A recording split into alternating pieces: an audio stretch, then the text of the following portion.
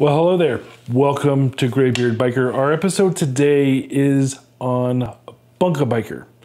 Now, some of you may not know what Bunk-A-Biker is. Others of you may have heard of it. So if you don't know, we're going to introduce it to you. Bunk-A-Biker is where the motorcycle community opens their doors to fellow riders, creating a network of hospitality on two wheels. So we'll give a first-hand review of the service, talk with one of the hosts, and we'll talk with the HMFIC of the program. So join us as we explore this unique way of traveling and connecting with riders from around the world on today's Graybeard Biker.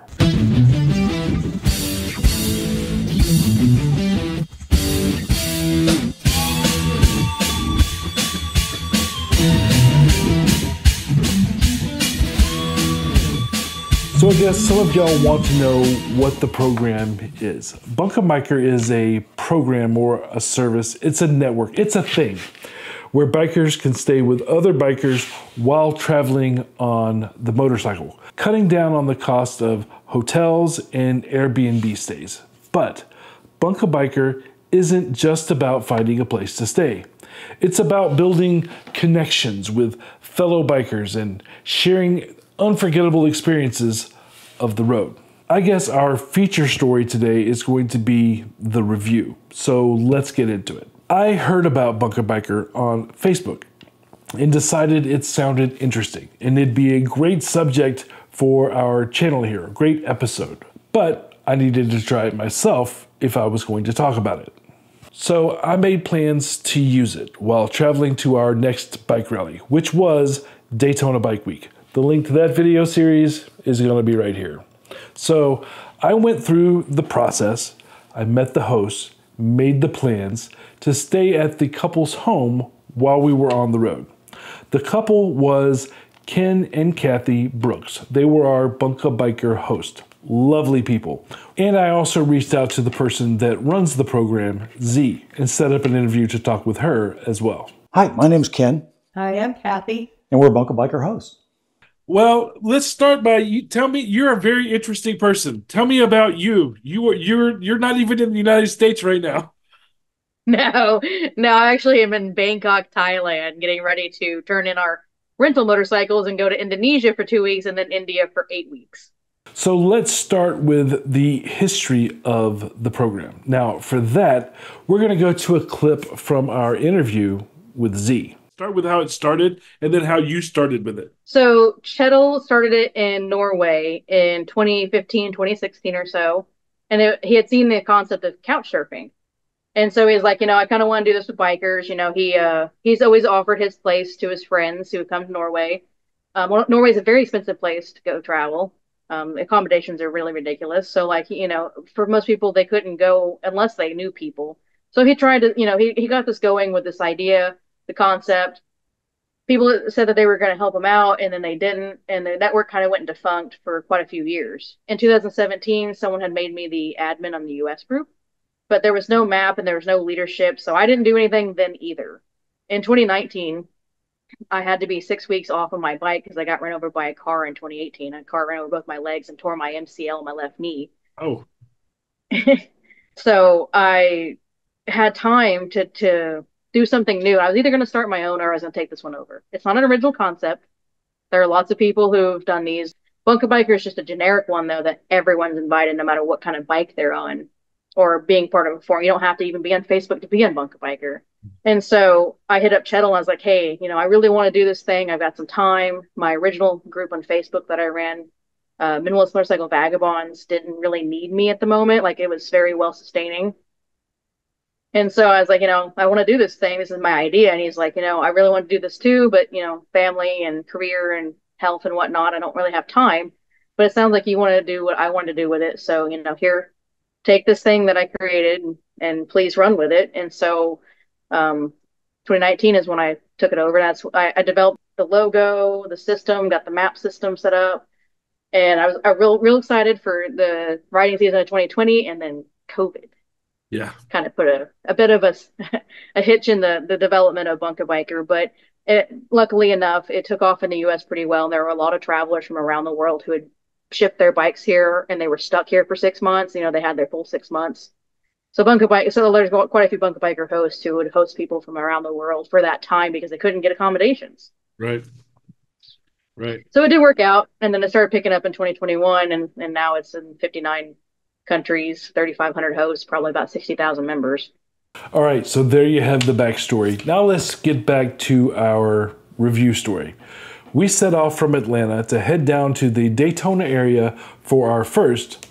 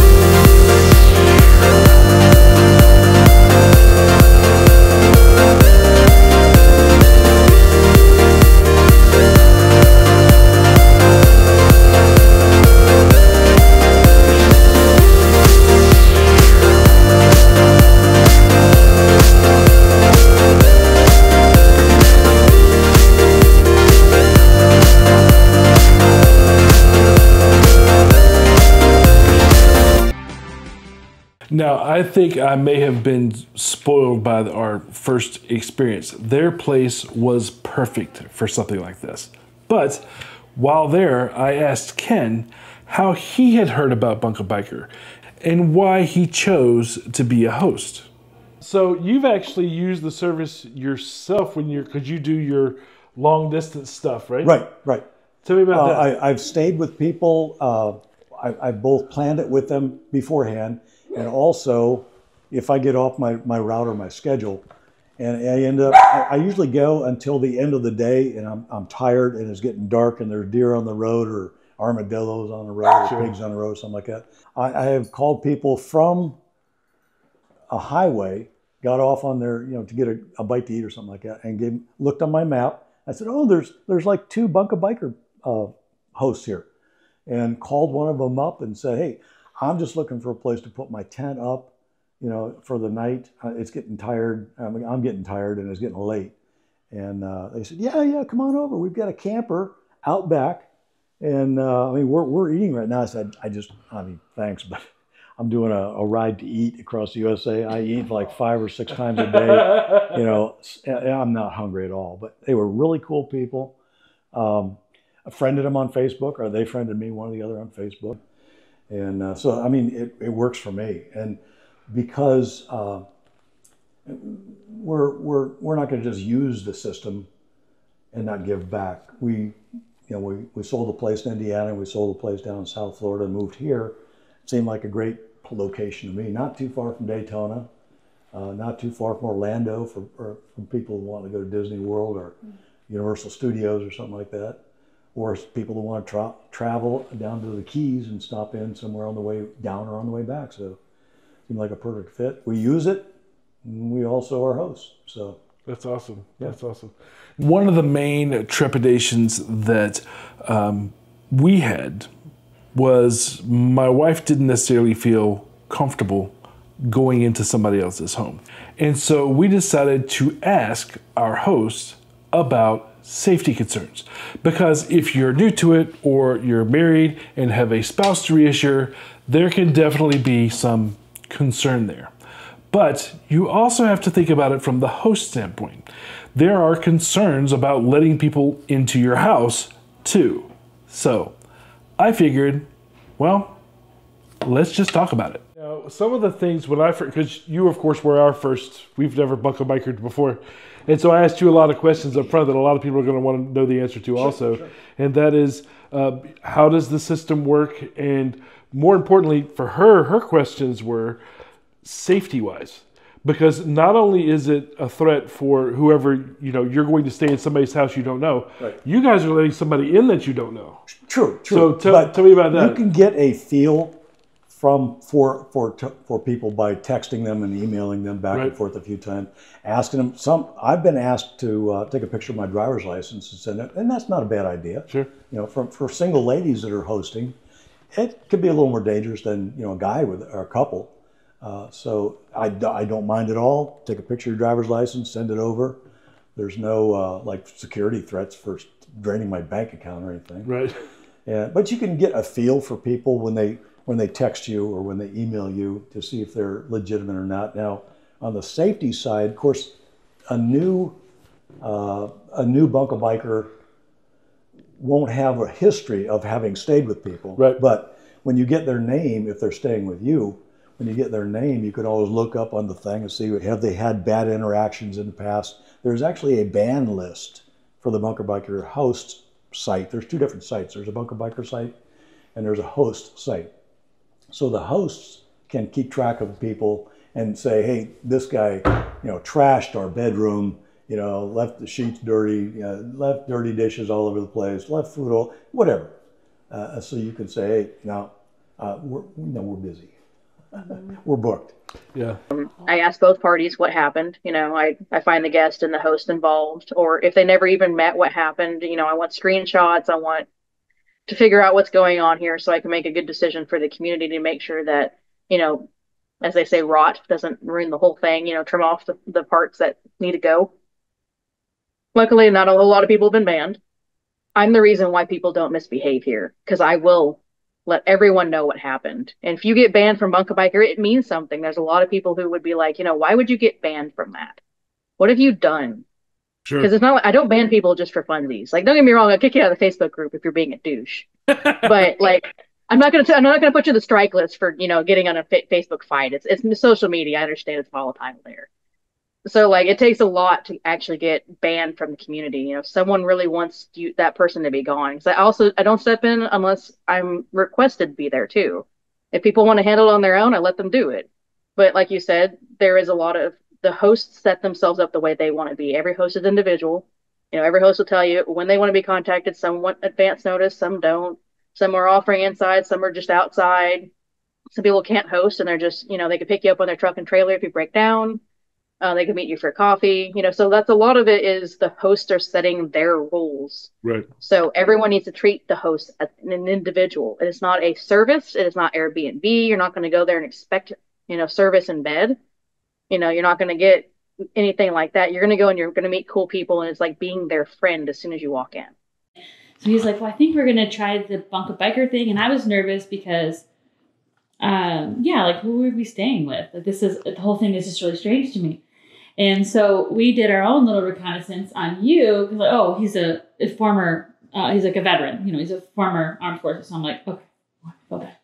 So I was able to kind of relax a little bit. And I can only imagine what it's like inviting people into your home that you don't know. Well, I realized that too, initially it just showed him on the BunkABiker. And so, yes, I told him, well, he eventually included me, and also the fact that we have a dog, because some people may not want to be around a dog. Right. They may be allergic. There may be problems. Those but people suck. Also the fact that, no, he's not just an individual guy. Yeah, maybe a couple helps, I'm sure. Right. It definitely helped for me. I mean, I can't imagine a female biker on her own. I think that she would have, if she was traveling long distance all by herself, I would think that would be. Well, there are female hosts by themselves, and they have people come stay there. And I would say the majority of people doing the long distance rides, in my case, are single guys. I mean, there are women do it. I think generally speaking, just from my experience in the biker community, everybody's that I have had experiences with have just been so great. Male, females, they're just so great. By and large, it's been our experience, my experience. you know, with the exception of the one person who we kind of went, you know, wall in the middle of the we night. discussed a little bit, but he didn't originate via the BunkABiker. He was actually unknown person. Yeah. I think having the site, the two sites, especially one that you guys can go to as hosts to really share information and get rid of information, is really good to just keep everybody in checks and balances. Right. And, you know, I know Kathy and I have talked about, like, for me, it's important that we leave your house the way that we found it. So we're in there, like, making sure that everything is...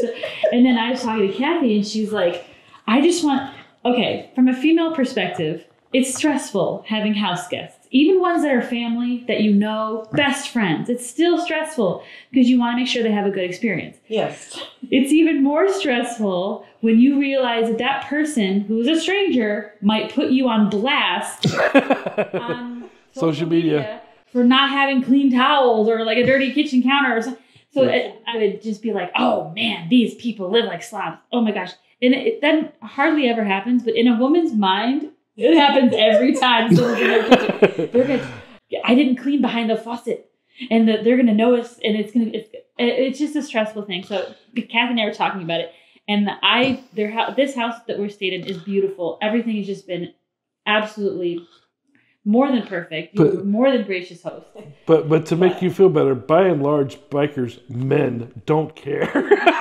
Yeah, they're happy to just have a place that's dry. Absolutely. Sleep in the yard. Yeah. Go sleep in the yard with the dog. It's fine. Absolutely. Yeah. Well, it also comes down to, you know, this is it's almost like a brotherhood service, I think. You know, you stay with like-minded people. I've met tons more bikers in this trip in this house than I did last year. The entire time I was, you know, at the event, I spent all day with Jeff, who I met because he was BunkABiker here with you guys. Sure. So it's like camp. It's like going to summer camp again, you know, with like-minded people. But also, in terms of the safety thing, that seems to be because there is a camaraderie. There is there's a respect, a shared thing, a shared experience happening. Because when we were out with Jeff, he was just, you know, this is his first time doing it, and Jeff and I were talking about you. And we were, both of you really, but you being just so great. And like Kathy's mom, she's mom. Like she's BunkABiker mom. Because, you know, and Kathy even shared with me earlier, you know, she tends to worry because, you know, they're all bikers and they're on the roads and lots of stuff happens during bike week. And she can't help it because she herself is a mother. She gets invested. She wants to make sure everybody's okay. And Jeff was really sweet. And he like shot her a message, hey, I'm on my way home or whatever. It's okay, Mom. And sometimes it's really nice to just know that somebody cares that you're out there. Well, especially, I guess, to me, I look at it, people are coming from all different places. Without family, there isn't somebody, if something happens, who is there to help? You know, what a wonderful, you know, normally we wouldn't have that. Yes, so that's the thing is who would know? Who would reach out because he's had issues on the road. He's hit a couple deer. He's, you know, had bike issues. He's pretty resilient, but there were still the times that I had to go pick him up. Sure. And at least, you know, he was in a position where he could still call and tell me. But what happens, you know, anyway, it's the mother thing. It's the mother. So you go to the map, you find a host that's going to be in your area by locating their pens. One of the issues that you might find when you go to use the service is that some people simply don't do it anymore. We talked with both Ken and Zee about that. All stocked up here. Yeah, I saw a lot of people because I talked with. We were not the only other BunkABikers that you had this weekend. We spent all day with Jeff day before yesterday, and he was telling us that he checked in with a lot of other people also, and a lot of them were on the map, but they weren't doing it anymore. So I didn't know if maybe because he was a first timer too. Right. So I didn't know if maybe, you know, they got burned and then they pulled themselves off the list, or if they actually just weren't home or who knows what. Sometimes they move and get lazy and forget about, you know, having been put on the map, or they put themselves on the map actually. I contacted a lady in South Carolina that, I haven't lived there in 2 years. No, I'm not doing that anymore. Yeah. So it's up to the BunkABiker hosts or the BunkABikers to get in touch with the admin people, which I did, and say, hey, these guys haven't been there for 2 years. They're not hosting anymore, so they can take their pen off the map or change their location or something. Sure. I just got in touch with a guy on my next trip to California. I'm going to be passing through New Mexico, and there was a BunkABiker host that was like 20 miles past where I was going to be stopping anyway. So I wrote him last night, and he said, "Oh, geez, now I need to change my pen." He says, "I'm staying at a place that's actually my employer's house, and he found out what I was doing with the BunkABikers, and he wasn't happy about that, so I can't do that anymore." Sure. So yeah, it's up to the people to keep their own pins up to date, and if we're leaving and we're not going to be hosting for a while, you can actually change your pin because there's different colors that mean different things. You can change your pin to black, and that means don't contact me. I'm not hosting. I'm out of the state. Whatever. Taking a break for a while. Yeah. And then when you're ready to rehost, then change your pin back to whatever color you want to change it to. I do prefer that they answer, because if I have hosts that don't respond, we do investigate that as well.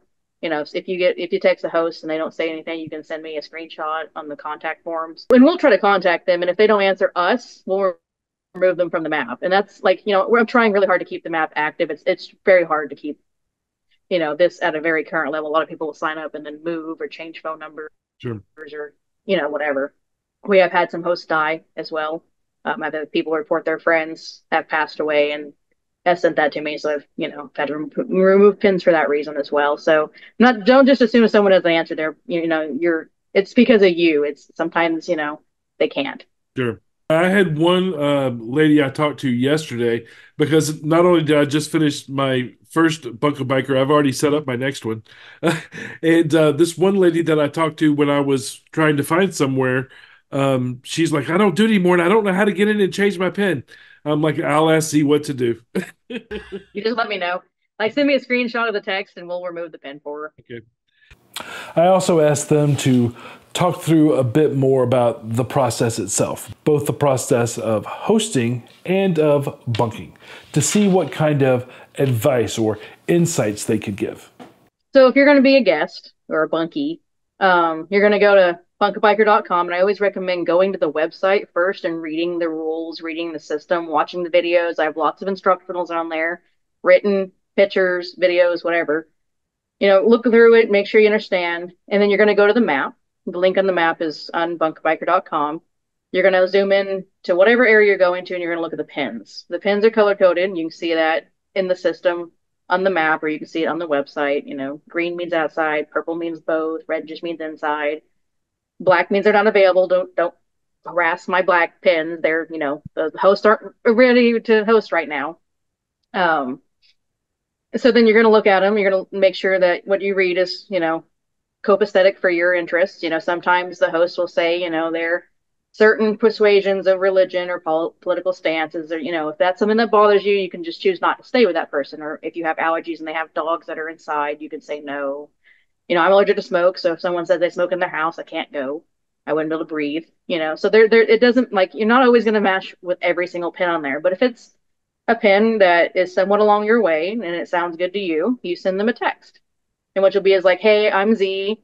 I'm going to be coming through on Wednesday. Can I stay for one night? It's just me and my bike. You know, here's a picture of me. Here's my social media link. Here, you know, whatever you'd like to know, just let me know. I can talk on the phone." You know, some hosts like to kind of feel out their guests. Some hosts just don't care. I call myself the undercover boss. A lot of times I'll give everything but my name. And some people will say yes without even having my name. They'll take everything that I said. And so they find out it's me when I show up, but that gives me a chance to get the same answer everyone else gets, and I can kind of see how the system, and this is a chance for me to help them with their pin, you know, make sure that everyone that they've hosted has been cool, you know, or if that they've heard anything that I need to investigate. Sometimes I have to, you know, drag up rumors because for some reason no one wants to talk to me. But yeah, so that's essentially how you do it. And then all I got to say is that when you are a guest contacting a host, make sure you introduce yourself. You are a stranger. Don't just say, "Hey, can I stay on Thursday?" Because we do have people who do that. You know, they don't know you. Say, "Hey, I found you on BunkABiker. This is my name, you know, where I'm going, what I'm riding, where, you know, all the things that you can possibly think that, you know, someone would be interested to see who you are." I was thinking, since you are on both sides, you've been a biker traveler, I guess that's what I'm going to call it in my head, and host. What is some advice that you can give first separately to travelers? And what advice do you have to other people who are thinking of hosting? You know, the golden rule is probably a good one to follow. Do unto others as you would have them do unto you when you're visiting their house, as you would expect them to treat your house when they're visiting you, basically. I mean... or better. Or better. Yeah, I mean... Yeah, I guess, but not, from my perspective, not expected. You know, I want people to enjoy. You know, you have a good time. You know, you're here. It's, once again, I guess it's the mother thing. Mom. So, but no. Outside of our one experience, I'd say, you know, everybody it's been really nice. Yep. So. And what advice would you have for hosts, people that are thinking of, maybe they have been a biker, a traveler before, but they're thinking about getting in the hosting game? What would you suggest? Just put as much information on your pin as you want them to, rules to abide by, let them know about dogs or cats, you know, if they're allergic to dogs or cats or any kind of unusual situations like that. Or if you live on a hog farm or people not really used to farm smells, things like, general things like that. Or if you're living on a place that's got 3 miles of gravel road that is mixed with clay and it gets slippery when it gets wet, things like that. So then in our interview with Zee, she asked me how was our experience. So how was your first experience and why did you use BunkABiker? Well, I had heard about it. I'm trying to think how I heard about it. Probably Facebook, you know. And then I started doing research on what it was. And I thought, hey, this is a great idea for my YouTube, right? And so I was like, well, I can't do an episode about it until I've done it. So I contacted you about doing an interview with you. And then I was like, okay, where am I going next? Daytona. So I contacted a guy in Daytona, Ken and Kathy Brooks. They were absolutely wonderful. Their place was great. It was, I like to stay, when I go to a lot of rallies, and I like to stay far enough away to enjoy the ride in, you know? So they were, you know, probably about 45 minutes away from the rally. So it was quiet where they were. They were great people. Like I said, he hosted a lot of other people as well. One of which hung out with me most of the rally, you know, somebody I did not know that was, he was from Memphis, the guy that I ended up hanging out with. So What was his name? his name's Jeff Ross. It was his first time also. Nice. But it was a really good experience. Basically, we think that it's a great thing for the community, and it's a great representation of the community. You know, bikers are generally laid back people. We're good people, and I think it's everybody thinks that it's a really great service. You know, from everybody that I've talked to, and I've talked to quite a few now. So, what can I say about our BunkABiker experience? My biggest, bestest riding partner is my wife. Whenever I go on extended trips, rallies, things like that, she always accompanies me. So making sure she was comfortable was going to be a priority. And I think that bringing this video experience to you guys might help you if you have those same sorts of anxieties about going and trying it out. Everybody that I've met, everybody that I've talked to, everybody that I've interviewed about BunkABiker has all said positive things about it. Basically, it comes down to the community, right? Bikers are great people. We care about each other, we stand up for each other, and all of that makes for a safe environment. The people that we met were excellent. The place we stayed at, most excellent, offered more than they actually even needed to. And it lowered the cost of that experience tremendously. All good things. We also met a lot of really great people. This particular host, now I don't know that all of them do this, but Ken and Kathy have a big enough place that they can host several Bunk-A-Bikers at the same time. That gave us the opportunity to meet more than just them, which I guess is normal, is to meet your host and spend time with them. But we got to meet all the other bikers that were staying as well. And so it was kind of like going to summer camp, which is what I told Ken.